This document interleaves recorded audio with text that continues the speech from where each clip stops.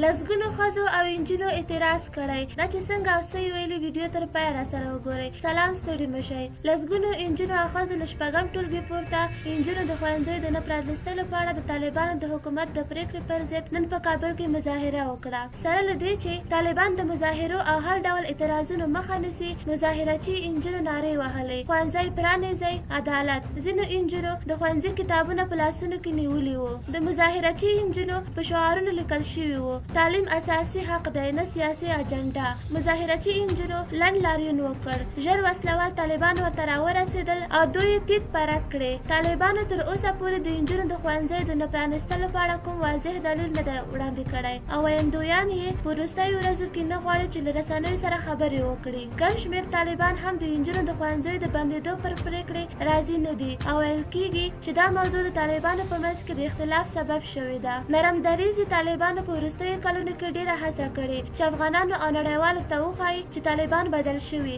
او نور هغسې افکار نه لري چې د 1996 او 2001 کلونو ترمنځ یې درلودل. له اووه میاشتو راهیسې په افغانستان کې د انجونو د لیسې د دورې له زده کړو بې برخې دي. که زموږ ویډیو مو خوښه شوې وي ضروري لایک کړئ. تر بلې ویډیو مو په لوی او بخښونکي خدای سپارم. د الله په امان.